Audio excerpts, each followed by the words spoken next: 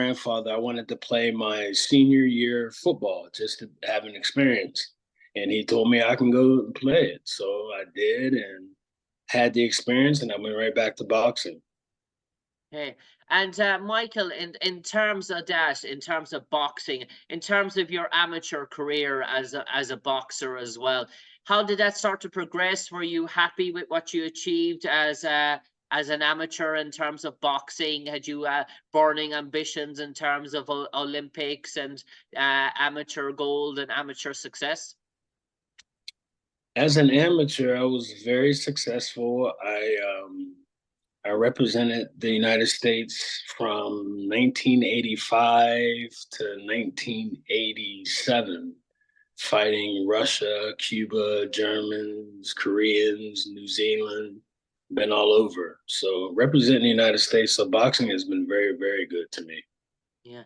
And Michael, you were out of the block fairly fast, I suppose. 11 fights in your first year as a sort of a professional, all by the way of knockout. Was that really to try and build up that record fairly quick? Was that the aim, to get the big fights, to try and amass these sort of early victories? Was that a plan by you and management as such to keep you very active within a year? Because you see these in today's boxing world and boxing societies, we're lucky if we get one or two fighters fighting one or two fights in a year, but to fight 11 fights starting off in 1 year alone.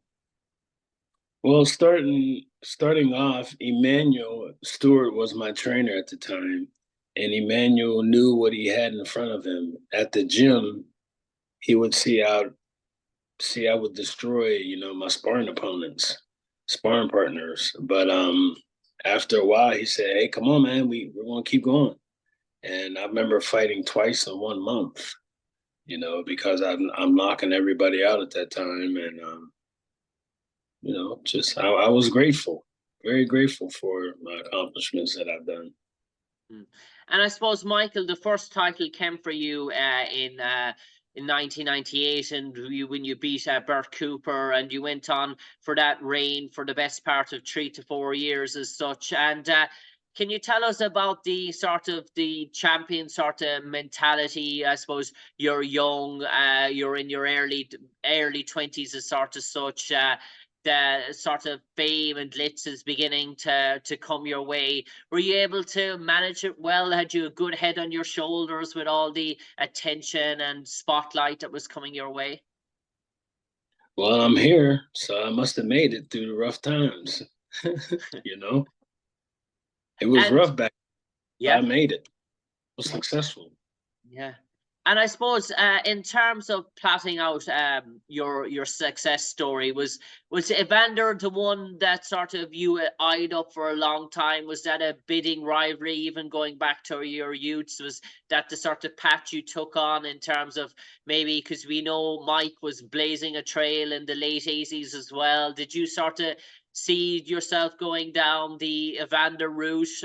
Was that the most, or was there a serious talk maybe of maybe going after Mike first before Evander?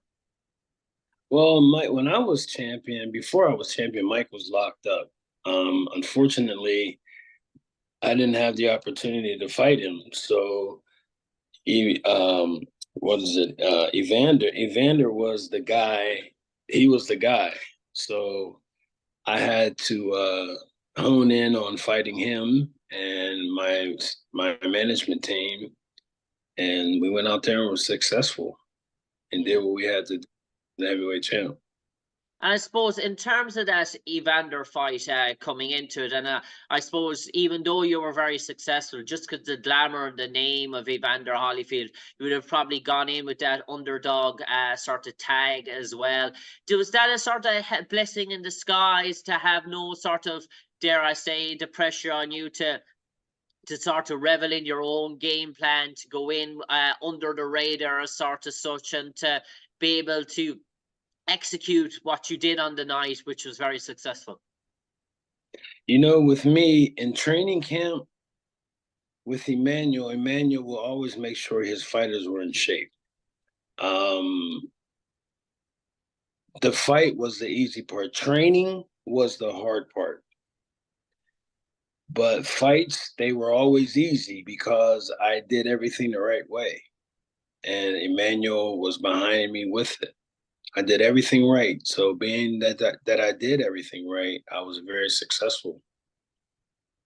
And I suppose we look at some of the other big names throughout that decade as well. And before we come on to the class with George, I suppose Riddick Bowe was another big hitter as well. Was that ever in the pipeline? You were yourself and Riddick very close to getting it on at one stage? No, never. There was never that I knew of. There was never any talk about Riddick Bowe and I. Not at all. Okay. And Michael, in terms of that George Foreman sort of bout as well, I suppose you mentioned, I read an article somewhere, and you mentioned that all it takes is one punch and one slip and one moment, and boxing can change the face of two men's journey. And I suppose you're part of boxing history for all the good reasons with Evander Holyfield, that victory, and I suppose you're part of George Foreman's success story as well. You played your part in that, but it was a fight that you really dominated, and you were probably well ahead. But it just goes to show you that one punch can change the game at any second. That's right. It showed when Foreman knocked the shit out of me, didn't it? And I suppose, Michael, in terms of boxing and that sort of record, and when you look at what you've achieved, 35-0, 52 sort of wins in your sort of career as well, do you feel that maybe that of being a three-time heavyweight champion, a four-time champion, that you've achieved everything that you wanted to achieve? Is there any regrets at all?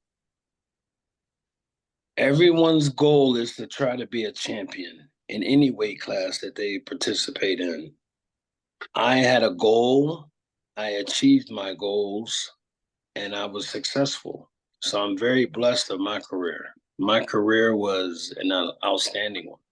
Yeah, and so recognised that you're included in the Hall of Fame for 2024. And Michael, the second part now of the interview, I want to, as a heavyweight champion, as a trainer yourself who's trained upcoming boxers, as an expert in the field, you're one to give an expert opinion. You know, have a fair insight on the journey that both fighters are through at the moment.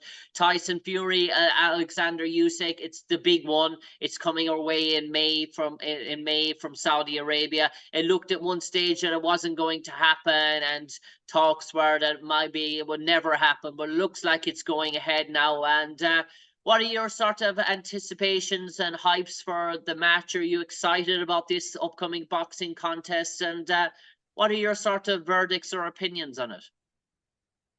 I just hope it's an exciting fight, give the crowd something, to cheer about.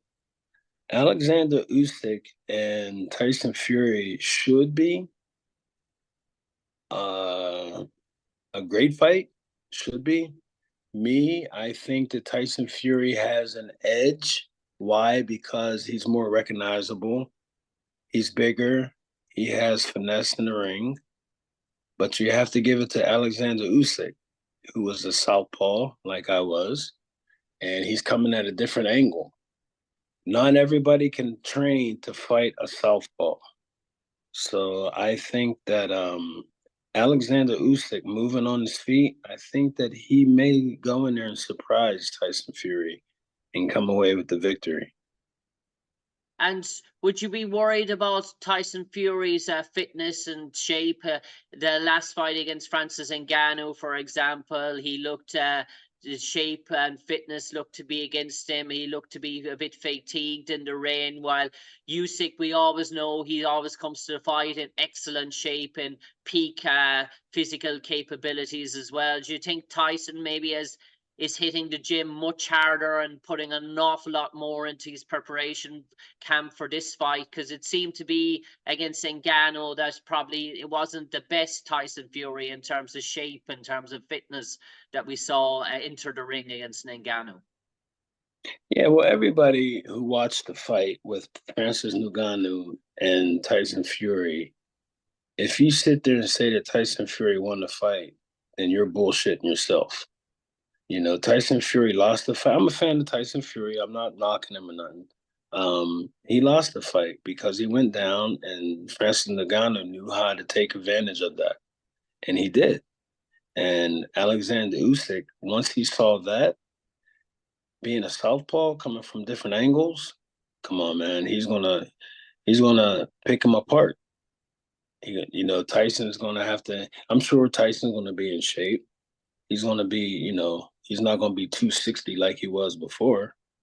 He may be much lighter, but how much lighter can he go and try to fight Alexander Usyk? I tell people, Alexander Usyk, what, 212? How much you weigh? Yeah, around Tyson that. Fury, 260 something. There should be a super heavyweight division in the pros now, because this day and age, guys are much bigger. Like, as you can see with Tyson Fury, Francis Ngannou, those guys are big. They're not small guys like 195 pounds back in the day. No, you go light heavyweight, heavyweight, and then you go to super heavyweight. That needs to be incorporated in the boxing field ASAP. Being also that there's no health insurance for boxers. If there's no health insurance for boxers, let's start saving the boxers from neurological damages of the brain. And how do we do that? All the people who are wearing 6-ounce gloves start wearing 8-ounce gloves. Whoever's wearing 8-ounce gloves, you go to 10-ounce gloves. If you're wearing 10, you go to the 12. In the super heavyweight division, you wear 14-ounce gloves. I think that's fair. I suppose, Michael, in terms of the heavyweight division, we've seen Deontay Wilder's shock loss to Joseph Parker. We've seen AJ. It seemed to be a step back when everyone was saying Anthony Joshua was finished and that his time had come. How would you see it? Do you think maybe Anthony Joshua is on the road to recovery after those shaky few years that he had, maybe that when he lost the love of the sport? Do you think he's a real contender again? And has Deontay Wilder, has that maybe the bite gone out of him? Has that ferocity, that punching power that he once had, has that deserted him now maybe a bit? As will Deontay ever get back to being a main contender? Or do you see rightfully that these are the top two fighting off against each other, Fury or Usyk? Or could you see AJ coming in and maybe in the future spoiling the party, or Wilder again, for example? I don't know how this is going to play out.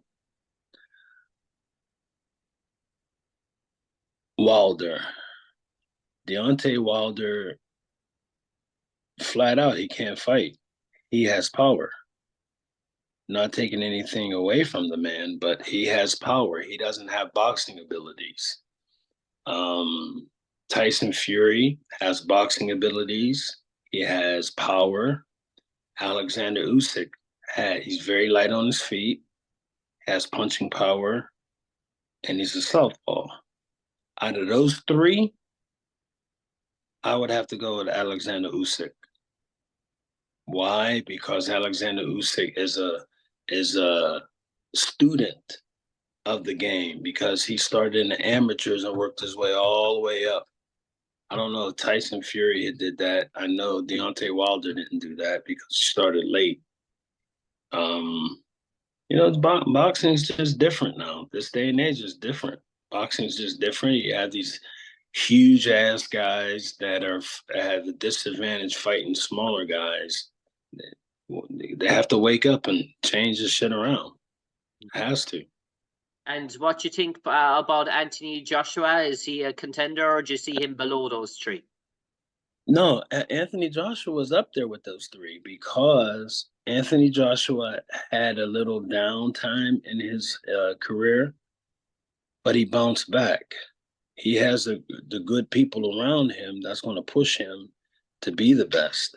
And it proved that he was the best when he fought Francis Ngannou. That straight right hand was vicious.